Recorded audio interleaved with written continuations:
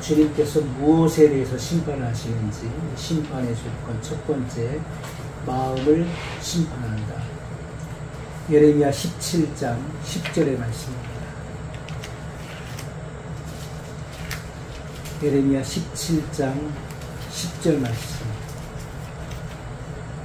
나 여호와는 심장을 살피며 폐부를 시험하고 각각 그 행위와 그 행실대로 보응하나니.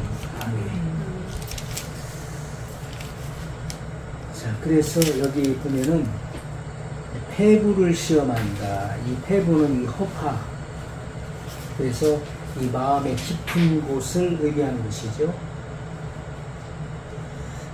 우리 옛날 그 한글 성경에 보면 나 여호와는 마음을 살피고 심장을 시험하고 그 행위의 열매대로 보응하는 자로다. 이렇게 번역되었습니다. 요한계시록 2장 23절에 보면 나는 사람의 뜻과 마음을 살피는 자인 줄 알지라 내가 너희 각 사람의 행위대로 갚아주리라. 이렇게 기록됐습니다.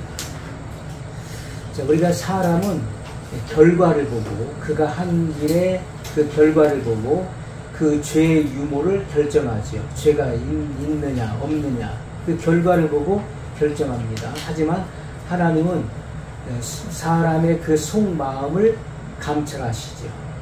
그리고 죄의 유무를 판단하십니다. 사람은 사람의 마음을 들여다볼 수 없는 것입니다. 하지만 주님은 불꽃 같은 눈으로 주님의 그 안광의 빛으로 사람의 마음을 투시하시는 것입니다.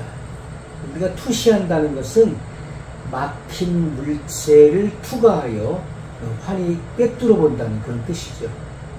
그래서 그 어떤 것이 막고 있다 할지라도 그것과 상관없이 그 막힌 물체를 투과하여 환히 꿰뚫어 본다. 그래서 투시한다. 이런 말을 쓰는 것입니다. 자, 그래서 주님의 그 눈에는 그 마음으로 지은 죄가 벌거벗은 것 같이 밝히 드러난다는 것입니다. 그가 어떠한 죄를 지었든지 그것이 행위의 죄이든 마음의 죄이든 그것이 벌거벗은 것 같이 밝히 드러난다. 그러니까 얼마나 주님의 심판 앞에 섰을 때 얼마나 두렵겠습니까? 거짓말할 수가 없는 거예요. 각 사람이 그 지은 죄를 직고하리라 말씀했어요. 직고한다. 왜냐하면 주님 앞에 섰을 때 주님께서 그 죄인을 바라보실 때 그 마음 속에 있는 그 모든 숨은 죄가 낱낱이 다 공개되는 것입니다. 드러나기 때문에 숨길 수 없다. 그러므로 그 두려움을 피할 수가 없는 것이죠. 두 번째, 말을 심판한다. 야고보서 5장 9절 말씀을 보면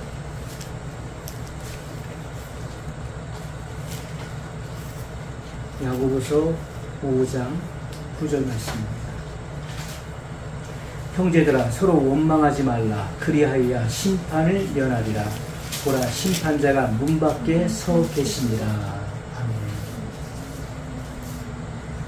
또 마태복음 12장 36절 말씀입니다.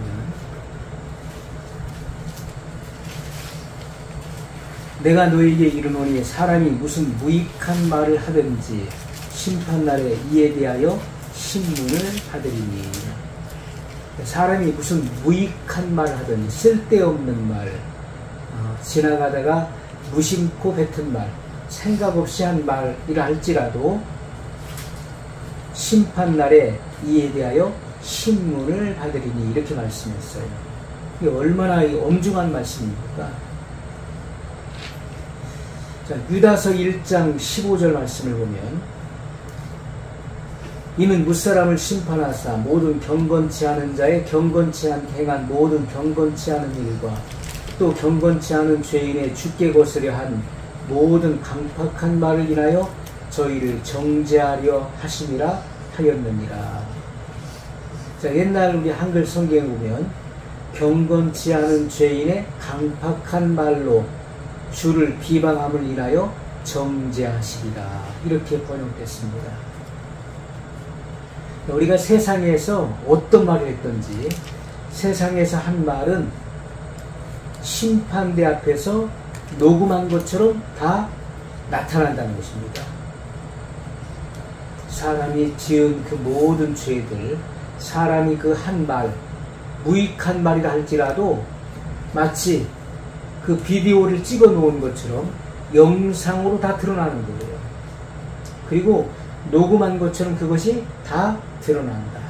음담패설, 악담하고 저주하는 것, 하나님을 모독한 말, 남을 음해하는 말, 거짓말, 또 거짓 증거한 것, 간사한 말, 또 음란한 말, 누추한 말, 이 모든 말이 그 심판의 책에 기록되어 있는 것입니다.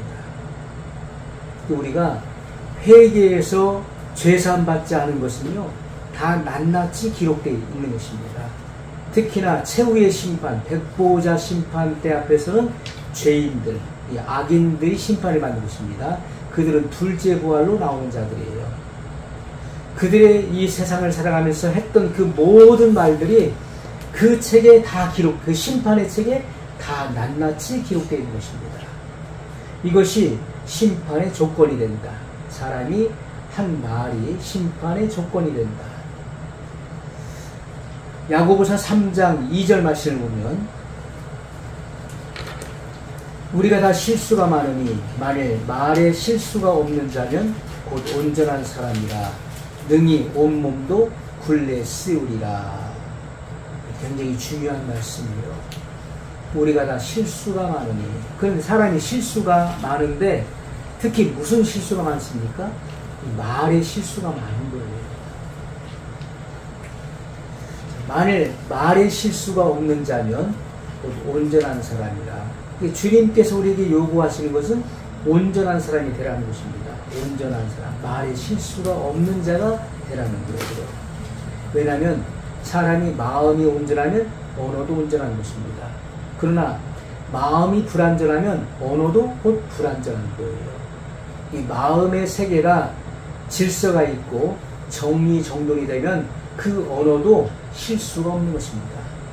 하지만 이 마음의 세계가 혼잡하고 더러우면 이 언어가, 사람은 마음에 가득한 것을 입으로 말함이라고 말씀했기 때문에 결국 이 마음에 있는, 사람은 대화를 하다 보면은 그 마음의 세계가 이 언어를 통해서 다 드러나게 되어 있는 거예요. 다 들통이 난다. 다 드러난다는 것입니다. 사람이 조심할 수 있어요. 근데 언제까지나 조심할 수 없는 것입니다. 사람은 부지 중에 생각지 못했을 때 그 마음이 들켜버리는 거예요. 그 마음에 품고 있었던 것이 언어를 통해서 나오게 되는 것입니다.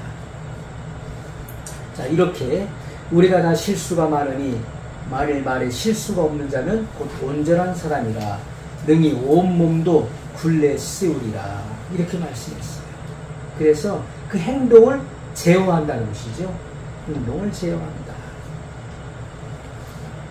자, 세 번째 심판의 조건, 행위를 심판한다. 로마서 14장 12절 말씀 보면 성경 말씀이 우리 심판의 기준이 되기 때문에 이 말씀을 우리가 염두에 두고 부지런히 살피고 그리고 마음에 새겨야 됩니다.